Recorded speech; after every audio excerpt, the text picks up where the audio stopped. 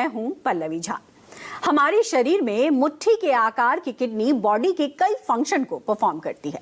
Blood को filter करती है और टॉक्सिक पदार्थ को यूरिन के जरिए निकालने का काम करती है, जिससे हमें एक स्वस्थ और सेहतमंद जीवन जीने में मदद मिलती है। हालांकि जाने अनजाने में हमारी गलतियों की वजह से किडनी प्रभावित हो जाती है। देखा जाए तो आज लाखों लोग किडनी की बीमारी के साथ जी रहे हैं। किडनी की बीमारी अक्सर एक साइलेंट किलर के रूप में जानी जाती है, क्योंकि ज्यादातर लोगों को बीमारी का पता तब तक नहीं चल पाता जब तक कि वो उग्र रूप धारण न कर ले। एक आंकड़े की माने तो देश भर में तकरीबन 80 लाख से ज्यादा लोग किडनी के मरीज हैं। ऐसे में सवाल उठता है कि साइलेंट किलर के तौर पर यह बीमारी ना हो और समय रहते इसकी पहचान कर ली जाए, तो आज न्यूज 24 देश के जाने माने किडनी स्पेशलिस्ट के साथ मौजूद है, जो आपकी किडनी से जुड़े सवालों का जवाब देंगे। और चूंकि ये बेहद ही महत्वपूर्ण टॉपिक है और इस टॉपिक को बेहतर तरीके से समझने के लिए हमारे साथ जुड़ रहे हैं डॉक्टर डी भौमिक, जो कि दिल्ली एम्स से हमारे साथ जुड़ेंगे, डिपार्टमेंट ऑफ नेफ्रोलॉजी के एचओडी है। साथ ही साथ हमारे साथ जुड़ेंगे डॉक्टर दिनेश खुल्लर, जो कि मैक्स हॉस्पिटल में ग्रुप चेयरमैन है। तो दोनों का बहुत बहुत स्वागत है। और शुरुआत मैं करूंगी डॉक्टर भौमिक आपसे। डॉक्टर भौमिक से सवाल मेरा ये है, क्योंकि जिस तरीके से हम आंकड़े देख रहे हैं 80 लाख से ज्यादा लोग किडनी की बीमारी से प्रभावित हैं, और ऐसे में डॉक्टर सबसे पहला सवाल तो यही बनता है कि आखिर वो छोटी छोटी कौन सी गलतियां हैं जिसकी वजह से ये जो बीमारी है वो तेज रफ्तार पकड़ती हुई नजर आ रही है। ऐसा है, गुर्दे को बचाने के लिए हमें अपना सेहत का ख्याल रखना बहुत जरूरी है। पानी पीना जरूरी है, कम से कम 2 लीटर। अपना ब्लड प्रेशर जो है उसको हमेशा नियंत्रित रखना जरूरी है, वो 120/80 होना चाहिए। वजन ठीक रहना चाहिए। वजन बढ़ने से ना तो डायबिटीज होता है, बीपी होता है, गुर्दे पे डायरेक्ट उसका असर होता है और उसका जो फिल्टर है वो खराब हो जाते हैं, और प्रोटीन लीक के माध्यम से फिर बाद में गुर्दे खराब हो जाते हैं। तो अगर हमें बचाए रखना है तो हमें अपने बीपी, शुगर का जरूर ख्याल रखें, अपना वजन का ख्याल रखें, नियमित प्रमाण से आप एक्सरसाइज करें, और स्मोकिंग अगर कोई कर रहा हो तो तुरंत उसे बंद किए। लेकिन डॉक्टर भौमिक, मैं यहाँ पर आपसे ये समझना चाहूंगी, ये तो आपने बिल्कुल बहुत महत्वपूर्ण बातें कही कि देखिए लाइफस्टाइल जो प्रॉब्लम्स हैं उसकी वजह से किडनी पर असर पड़ रहा है, लेकिन बीते सालों में और आज की परिस्थिति में जब हम बात करते हैं तो आखिर किडनी की समस्याओं में इतनी तेजी क्यों देखी गई? क्या सिर्फ यही वजह है कि लाइफस्टाइल डिजीज जो है, बीपी शुगर बढ़ा है इसलिए किडनी की समस्या बढ़ी है, या फिर कोई और भी कारण है?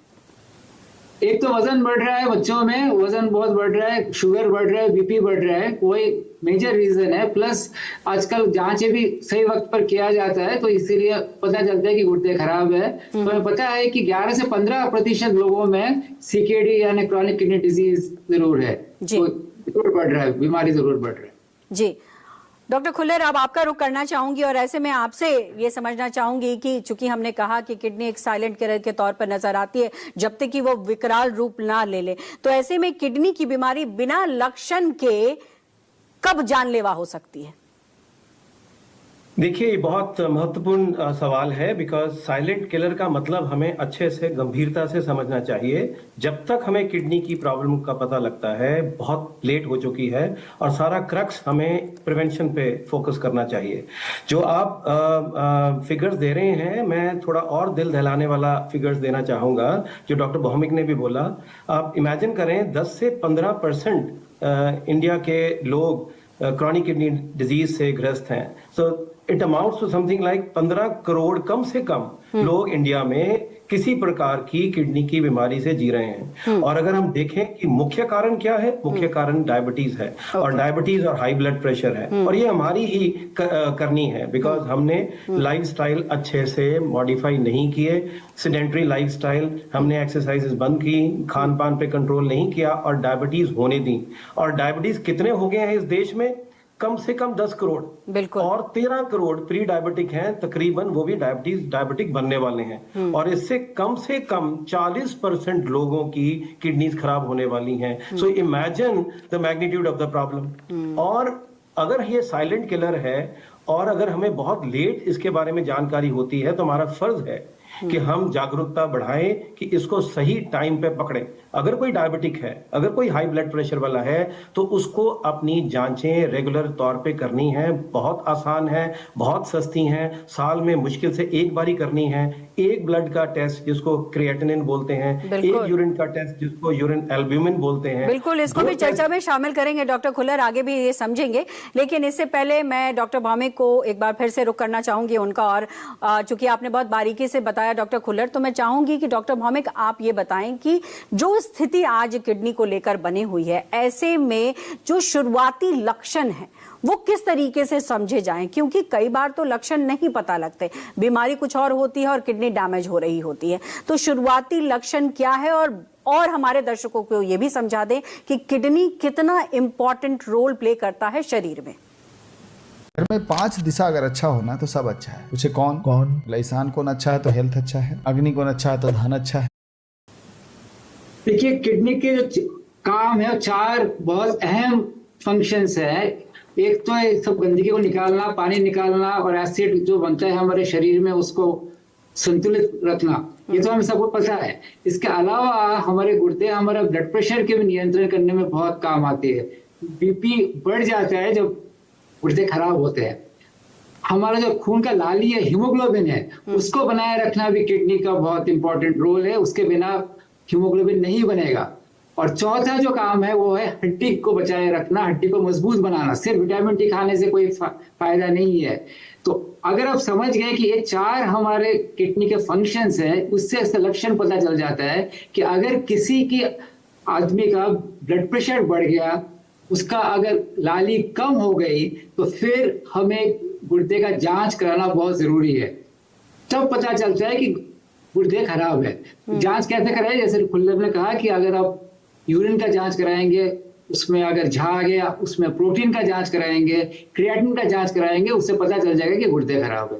और ऑफ कोर्स हड्डी के लिए हड्डी के टेस्ट है। लेकिन अगर किसी भी इंसान को बीपी है और अनीमिया है तो जरूर सोचना चाहिए कि गुर्दे खराब है, और डायबिटिक्स और हाइपरटेंशन को जरूर करना चाहिए। अभी सिम्टम के बारे में, अपार्ट फ्रॉम बीपी और अनीमिया, बाद में जो लक्षण है वो है पैर में सूजन या पेशाब कमी आना या रात में बार बार उठना, ये आम सिम्टम्स है। जी, बहुत महत्वपूर्ण बातें कही हैं डॉक्टर भौमिक आपने। लेकिन डॉक्टर खुल्लर का रुख करूं उससे पहले एक और सवाल आपसे समझना चाहूंगी कि किडनी की जब हम बात करते हैं तो कई तरह के पेन होते हैं शरीर में, कि किडनी में स्टोन हो गया या बहुत सारी चीजें ऐसी हैं कि आपके शरीर में पेट में दर्द हो रहा है, आपने पेन किलर का इस्तेमाल कर लिया। तो क्या ये जो पेन किलर का इस्तेमाल होता है वो भी किडनी पर असर डालता है? एब्सोल्युटली। जो पेन किलर्स है, गुर्दे के जो रक्त नाली है उसके प्रवाह कम कर देती है, और बार बार ओवर द काउंटर जो हार्मफुल पेन किलर्स है वो खाने से गुर्दे खराब होते हैं। इसीलिए जरूरी है कि बार बार जो खराब पेन किलर्स, उसको आप NSAID कहते हैं, यानी ऐसे कई पेन किलर्स है, वो लेना, बार बार लेना जरूर न ले। कभी कभार एक गोली ले ले ठीक है, लेकिन बार बार ओवर द काउंटर जाके पेन किलर लेना ठीक नहीं है। बाकी कुछ एंटीबायोटिक्स भी है, वो भी सोच समझ के डॉक्टर के प्रिस्क्रिप्शन पे लेना। ओके डॉक्टर भुल्लर, आपका रुख करना चाहूंगी, चूंकि CKD की बात हम कर रहे हैं। ऐसे में किडनी की तमाम तरह की बीमारियां हैं, जिसमें स्टोन्स भी हैं और भी कई बीमारियां हैं। क्यों इस तरीके की बीमारियां बढ़ रही हैं, उस पर तो हम चर्चा कर रहे हैं कि भाई ओबेसिटी है, डायबिटीज है, बीपी है, लेकिन अर्ली एज ग्रुप में जब ये दिखाई पड़ रहा है तो उसका कारण क्या आपको लगता है? और ये जो स्टोन्स वगैरह किडनी में बन जाते हैं, उसके क्या कारण है?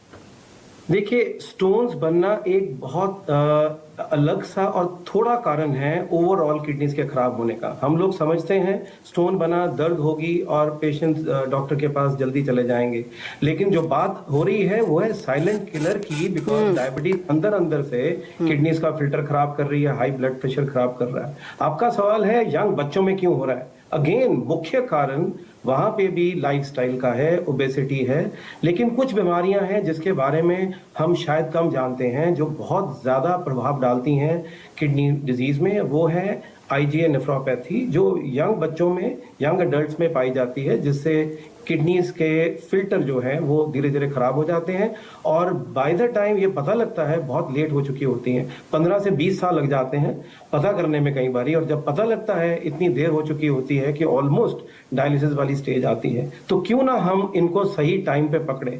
मैं अक्सर कहता हूं जब छोटे बच्चे एक क्लास से दूसरी में प्रमोट किए जाते हैं, क्यों ना उनके यूरिन की जांच की जाए। इससे आसान कुछ नहीं है, बिकॉज बच्चों की अदरवाइज कोई जांच नहीं करवाएगा और जब तक ये बीमारी पकड़ी जाएगी बहुत लेट है। वर्ल्ड ओवर IgA नेफ्रोपैथी हम हमेशा डायबिटीज और हाई ब्लड प्रेशर और स्टोन्स की बात करते हैं, ओबेसिटी, पेन किलर्स की बात करते हैं, बट कुछ इसको ग्लोमेरुलर डिजीजेस बोलते हैं, जो भी एक बहुत बड़ा कारण है बीमारी का, खास करके यंगर एज ग्रुप्स में। और इसको अगर सही टाइम पे पकड़ा जाए, आज ऐसी दवाइयां उपलब्ध हैं जो बहुत अंतर ला सकती हैं। सो ये इंपॉर्टेंस है प्रिवेंशन की और अर्ली डिटेक्शन की, जिसके बारे में हम अक्सर चर्चा करते हैं। Otherwise by the time they are detected ये बहुत लेट हो चुका होता है, शायद हम कम और इसी पर मैं चाहूंगी डॉक्टर कि आप स्पष्ट तौर पर बताएं कि किस उम्र में से टेस्ट कराना चाहिए, कौन कौन से टेस्ट कराने चाहिए, क्या साधारण ब्लड और यूरिन से ये पता लगाया जा सकता है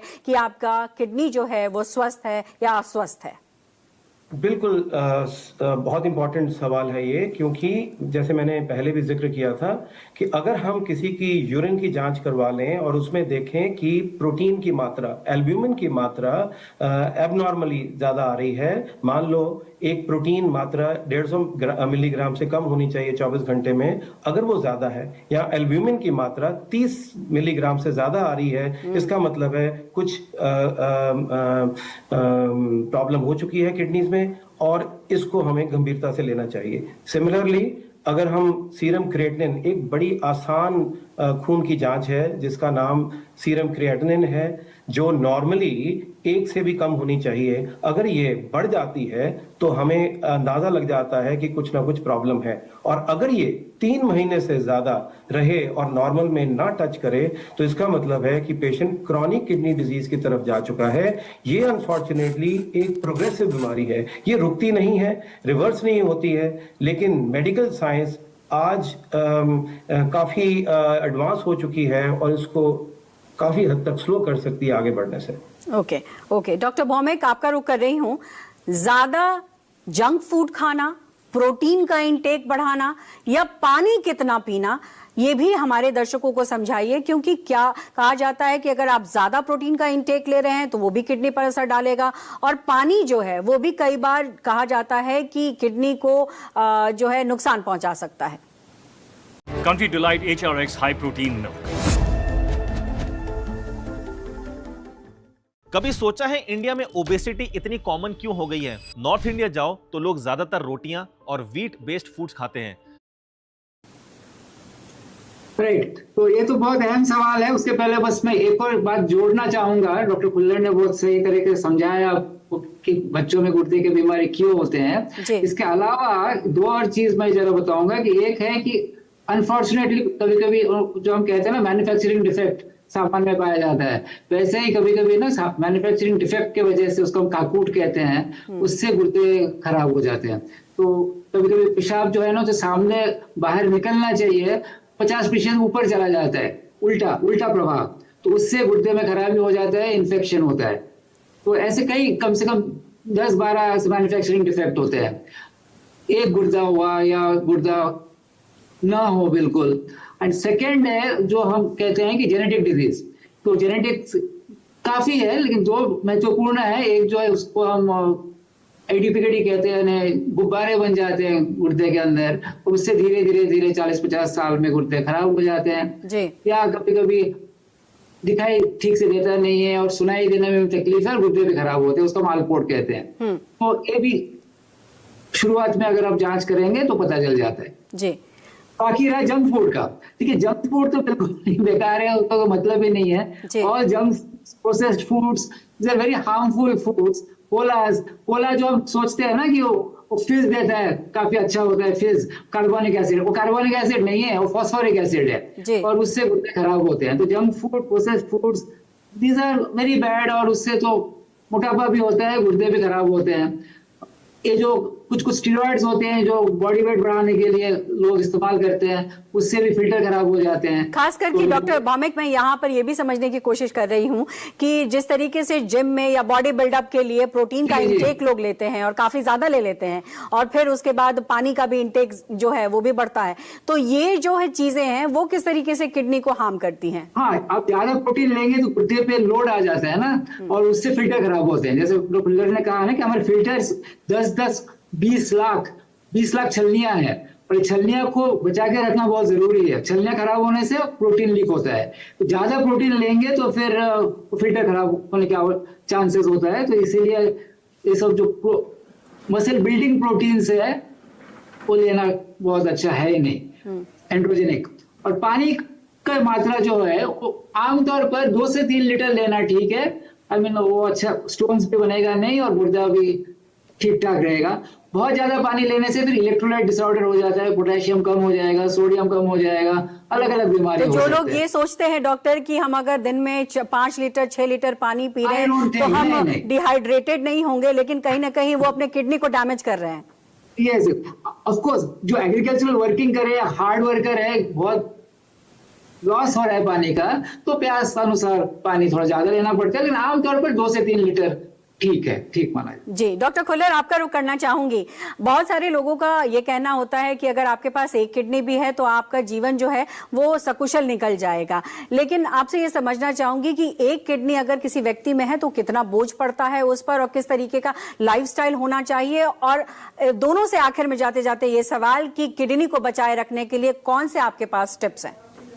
इससे पहले मैं 2 महत्वपूर्ण चीजें जरूर शेयर करना चाहूंगा। एक ये जो डॉक्टर भौमिक ने बताया, उसके अलावा हमारी कंट्री में एक CKD-U भी है जो कि देखी जाती है एग्रीकल्चरल, जो बहुत गर्मी में काम करते हैं, तो क्लाइमेट का भी एक बहुत प्रभाव है। ओके। और अनफॉर्चुनेटली जो आजकल हम इनएडवर्टेंटली कोई इंसेक्टिसाइड से और पेस्टिसाइड से ग्रस्त जो हम चीजें खा रहे हैं, उसका भी बहुत कंट्रीब्यूशन है हमारी किडनीज को खराब करने में। सो और इसको जानने के लिए एक महत्वपूर्ण बात यह है कि सबका ब्लड प्रेशर जरूर रेगुलरली चेक होना चाहिए, इवन बच्चों का। तो आप किडनी की बीमारी को जल्दी पकड़ सकते हैं। और जरा भी शक चढ़े तो एक अल्ट्रासाउंड की हेल्प करके, अल्ट्रासाउंड में किडनीज का साइज देख के, आकार देख के हमें पता लग जाता है कि प्रॉब्लम है या नहीं है।